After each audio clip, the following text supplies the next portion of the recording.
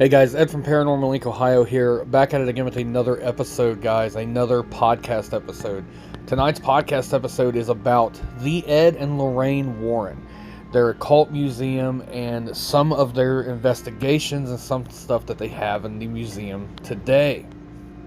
So again, I get my research online and through books at the library, and I write some things down, and I go from that, and I give you guys the episode. So, we're going to start.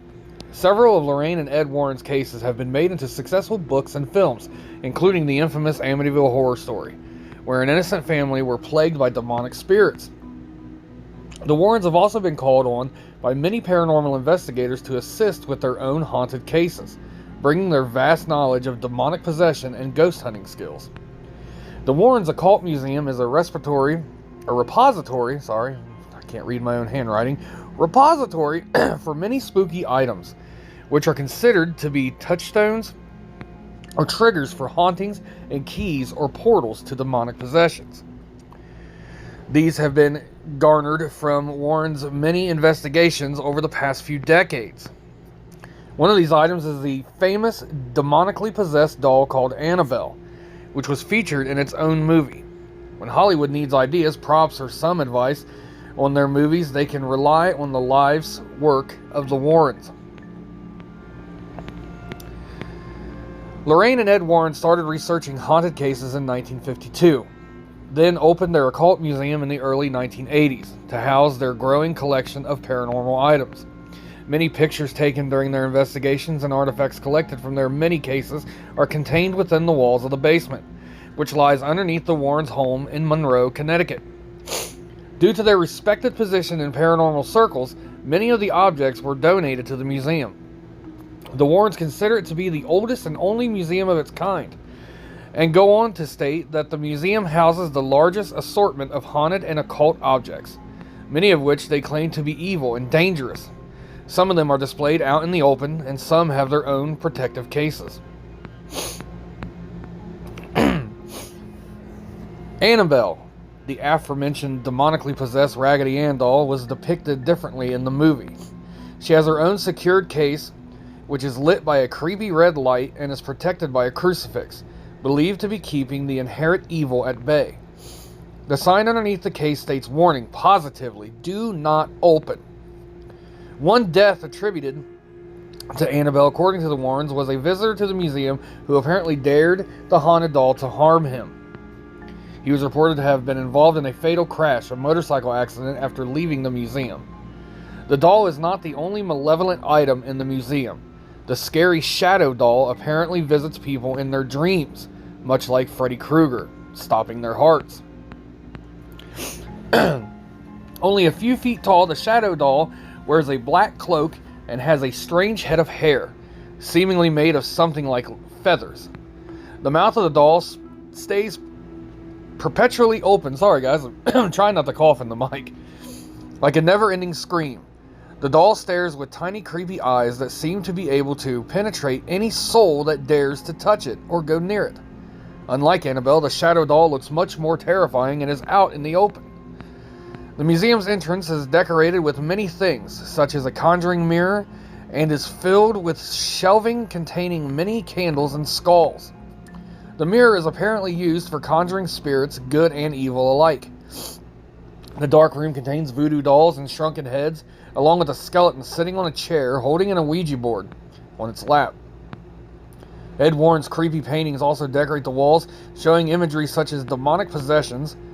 It hangs over a tall satanic idol with horns on its head and a gangly body. It was found in a nearby Connecticut woods. And then there's the remains of the Ghost Flight 401, which was a plane that crashed in 1972, discovered in the Florida Everglades, where over 100 people died. Some say that a ghost caused the crash, but investigators state that a mechanical problem was the culprit. Other items in the museum include African artifacts and Egyptian mummies that are considered to be cursed. Some of them death curses, along with a coffin belonging to a vampire and a self-playing haunted organ. There are many signs throughout the museum warning visitors not to touch the objects, maybe to prevent the infliction of their own possessions or hauntings. The Warrens' home and museum are open to visitors during special events, where they can be guided through the haunted objects as well as the articles and histories behind them. Visitors can also take a look at the many case files gleaned from the Warrens' investigations. Several of the museum's supernatural items have been collected from many haunted and paranormal cases from around the globe. Visitors note the evil and terrifying energy in the museum, advising that you must understand that you will be entering at your own risk if you dare to do so. So I believe Ed and Lorraine Warren are just the pioneers into the paranormal world of today. They came on the scene, they just busted it clear out into the open, did not care what anybody said. They just went ahead and did it. And they let everybody know that the paranormal is real. Ghosts, demons, spirits, it is all fact. And they house all this stuff in their home, and they did for years. And they protected everybody from these things. They would constantly have preachers come and bless the room downstairs where all the artifacts were. They would sage their entire house. They would continuously go on investigation after investigation after investigation to help these people in need to take these artifacts and would store it in their home. So yes, I am a very huge fan of Ed and Lorraine Warren. They are one of the reasons why I do paranormal investigating, why I am a demonologist, and I can't thank them enough for opening the eyes of many people during the times where you talking like this made you an absolute psychopath. People would literally have you committed because you're talking this way. They turned it into a science. They had people of science and of political areas that would believe what they were saying. They came on talk shows. They came on. They came in the newspapers. They just would put all these people that were doubters. They would turn them into believers. And Ed and Lorraine helped so many people. So I hold them very high in the paranormal world. And that is why I wanted to do tonight's episode on Ed and Lorraine. I hadn't done an episode on Ed and Lorraine because, everybody's done Ed and Lorraine.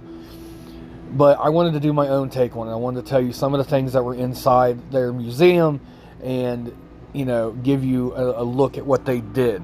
Not only did they have this museum, but they had to protect their kids. They had to protect themselves from these things inside this home. Can you imagine waking up every day knowing that underneath you in a basement is just so many haunted and possessed items of evil things, especially Annabelle, the shadow doll, the satanic idol, the bride's gown. All these things that were down there were just there, hoping and praying that these prayers and these cleansings will keep them there, keep them at bay. Plus all the other investigations that they did where they went out and they brought something back with them. So Ed and Lorraine just amazes me. So tonight's episode is dedicated to Ed and Lorraine Warren. For the next couple episodes, I'm going to do some in-depth looks on certain items and artifacts that are in the Warren Museum, have their own shows, their own episodes, and I hope you guys enjoy as much as I do. And I hope you guys enjoyed tonight's episode as well. I loved doing the research for Ed and Lorraine Warren, and it was awesome just doing this episode for you guys. So, thank you guys so very much for your love and support, and I can't thank you guys enough because we're, Paranormal Inc. Ohio is just getting places where I never thought it would go. And through you guys and the help of you guys and every one of your guys' support, it's taken off, man. And I can't thank you guys enough. Again, you can subscribe to me on Spotify. It's $2.99 a month. You get behind the scenes footage. You get separate episodes that are just for subscribers and some other special things throughout the subscription. Again, you do not have to subscribe. If you do, the money goes for investigations, investigating tools, equipment, anything like that, to help grow this more into more and bigger things. So, again, you guys don't have to. If you do, fantastic. If you don't, fantastic. I love you guys no matter what. But you can go to paranormalincohio.com. There you can check out the home page, or you can check out some old haunts, some old lives, videos that we did. You can check out our crystal and sage bundles that we have for sale. We also have some jewelry for sale there. You can go to Paranormal Inc. Ohio group. That is our group page where we discuss everything paranormal. You guys give me ideas for different things, and we also have discussion boards about the paranormal. You can go to TikTok, Paranormal Inc. Ohio on TikTok, or under my name, Ed Lee Master. You can check me out there where I have different videos and different things on TikTok about the paranormal and some other things. So I thank you guys oh so very much for checking me out. I hope you guys have a wonderful night. Thanks again, guys, and you will hear from me tomorrow. Bye, everyone.